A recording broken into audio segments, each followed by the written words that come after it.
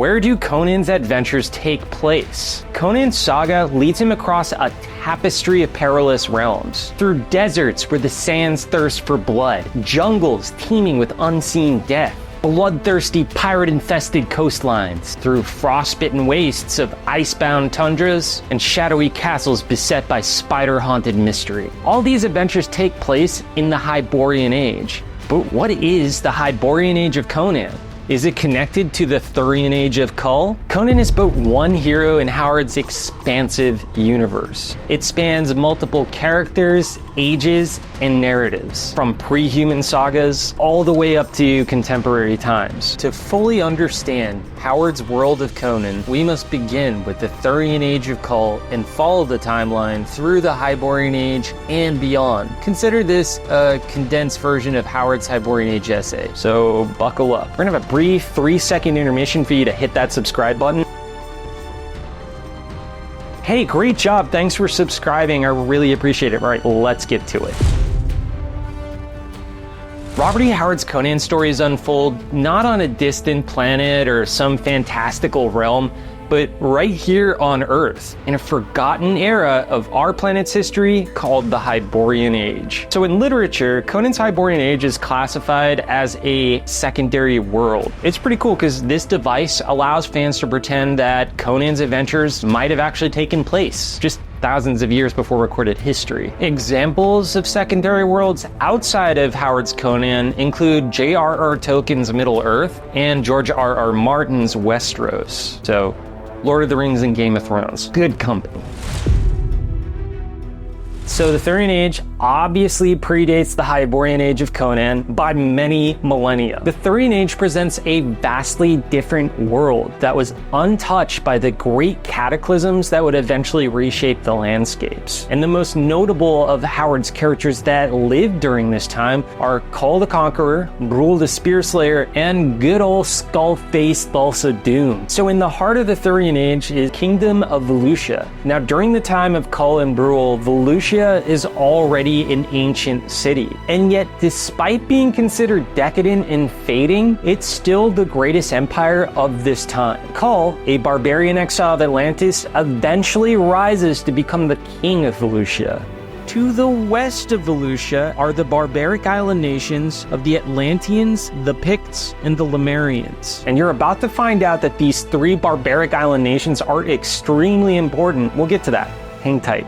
Also hit the subscribe button. So Atlantis is the home of Kull, and despite the popular depictions of Atlantis being an advanced civilization with talking dolphins and floating jet skis, this version of Atlantis is completely the opposite, characterized by its barbaric tribes and constant internal strife. Positioned further west, the Pictish Isles are the ancestral grounds of the Picts and the home of Kull's good old pal Brule the Spear Slayer. By the way, the Atlanteans and the Picts, they don't like each other at all. This ancient feud goes all the way into the Hyborian Age. When the Atlanteans turn into Sumerians, they're still at war with the Picts. We'll get to that later. Way over here are the pirate-inhabited Lemurian Islands. It's like if you mixed Pirates of the Caribbean with The Shape of Water. These three barbaric island nations, extremely important because they go on to establish cultural and military supremacy over the decadent people of the Thurian continent.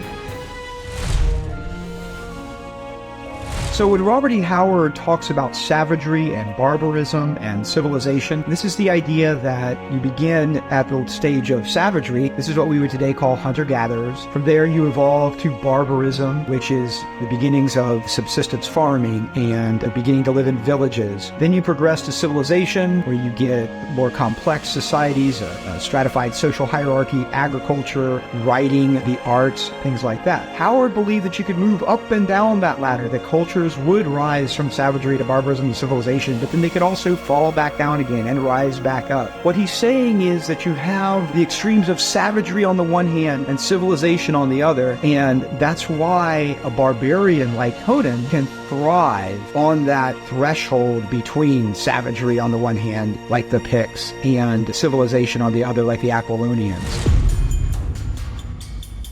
What happened to the Thurian Age? So after the time of Conan REAL, the Thurian Age ended with a great and terrible cataclysm. This event reshaped the earth, destroyed all of the empires, and killed the majority of the people alive at that time. So Atlantis and Lemuria were swallowed by the sea, and here's the interesting thing: the Pictish Islands rose up from the sea and formed the mountain peaks of a new mysterious continent off into the west. I don't know, is that an American supercontinent maybe? The survivors, primarily consisting of Atlanteans, Picts, and Lemurians, were driven back to Stone Age conditions. And they slowly, and I mean slowly, laid the foundations for what would later become the Hyborian Age civilizations. Humanity was doomed, for now.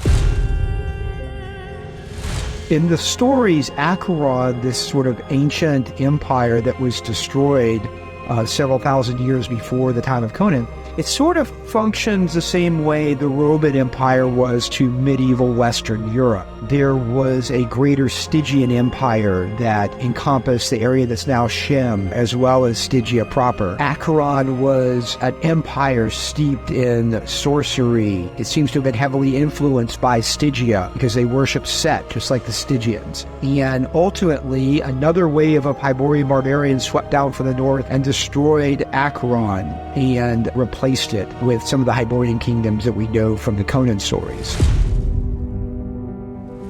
And that leads us to the Hyborian Age. There is a vast amount of time that transpires between the events of the Thurian Age Cataclysm and the dawn of the Hyborian Age. It takes a really long time for humanity to climb back up to civilization. We are going to skip over that stuff, but if you want us to explore it further, let us know, and maybe we'll make another video in the future. This is just the crash course. The Thurian Age Cataclysm completely reshaped the Earth, forming a new supercontinent. It's basically a combination of Africa, Europe, and Asia, all combined in this giant landmass. The surviving Picts lost most of their culture and technology and regressed back to a more primitive state. So the Picts of the Thurian Age, the time of Kull, are barbarian. Not fully civilized, but they're not savages either, right? They have metal weapons, they are seafaring, and of course Brule the Spear Slayer, the companion and friend of Kull, is a famous example of the Thurian Age Picts. The Picts of the Hyborian Age, after the Cataclysm, have devolved into, quote, savagery,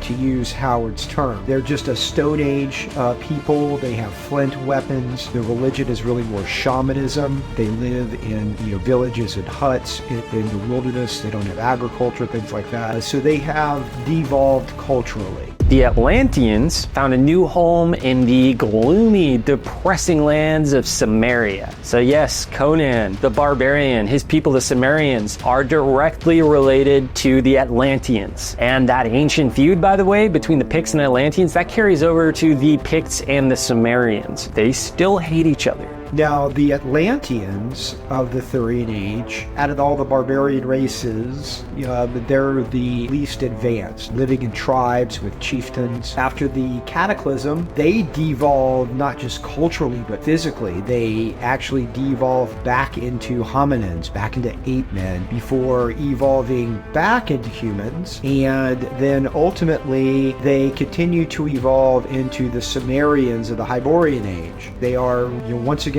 barbarians. They have metal weapons and low-level farming, and they have chieftains, that sort of thing. The Lemurians in the Thurian Age have evolved from sort of fish people that came out of the sea. By the time of the Hyborian Age, however, after Lemuria sinks and the survivors of Lemuria make it to the mainland, they evolve into full humans, and they become the Hyrcanians of the Hyborian Age, people that would ultimately become some of the Asian cultures of historic times. Over many millennia, as humanity slowly climbed their way back up to civilization, numerous realms emerged. Aquilonia, this leading power in the West, is celebrated for its robust commerce and formidable military. Its bountiful markets, grand royal palace, and prosperous streets are ancient enough to conceal long-forgotten catacombs. Renowned for its armored knights, resilient frontiersmen, and skilled archers, Aquilonia's fertile lands, lush forests,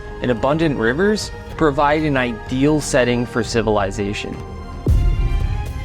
Stygia. The land of Stygia is almost entirely desert-bound, with its limited fertile land and major cities situated along the banks of the life-giving river Styx. The coils of the Stygian Empire are forged in sorcery and set worship, and great serpents roam the streets at night claiming what victims they wish. Only foolish outlanders venture onto these streets after dark.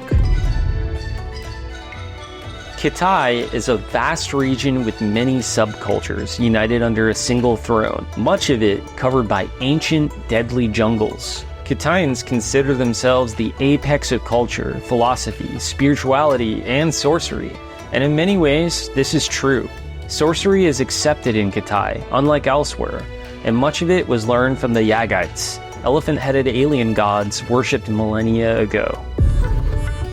Vendia, a country of enormous bounty, is a magnificent civilization of ancient mysticism. This mist-shrouded land of jungle is decorated with tropical wildlife, monkeys that run freely in the streets, and enormous elephants that are harnessed like oxen and adorned with tapestries of jewels. Even the most common of Vendian peasants are wealthy by Hyborian Age standards, a factor contributing to this lush kingdom's nickname, the Ruby of the South. There are so many Hyborian Age kingdoms we don't have time to get into, and as per usual, if you want more, let us know in the comments section. So it's in this Hyborian Age that all of Conan's adventures take place. From barbarian to king, Conan rose to power to claim the throne of the greatest kingdom of the Hyborian Age, Aquilonia. But Conan's saga, while monumental, was not immune to the passage of time, transitioning him from the realm of mortals to the whispers of legend.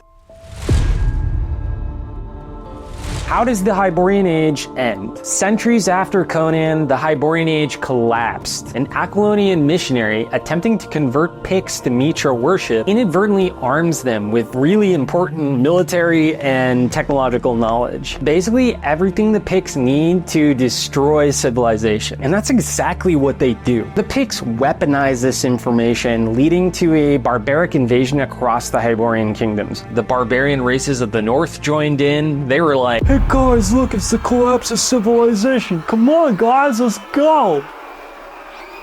This period of time spans like somewhere in the ballpark of about 75 years. The world then descends into chaos, ushering in an apocalyptic era of warfare, reshaping most of the landscapes and erasing most of Hyborian Age civilization. But wait, there's more, because there's also a second cataclysm coming. That's right, you thought that first cataclysm was great? Well, this one's a lesser cataclysm. But there's an ice age. This ice age lasts for a vast period of time. Once again, the geographical layout of Earth was drastically altered, forming the continents of our modern world. Survivors of this cataclysm were driven back into a primitive barbaric state. Civilization was lost, and once again, humans were faced with that slow climb back to civilization.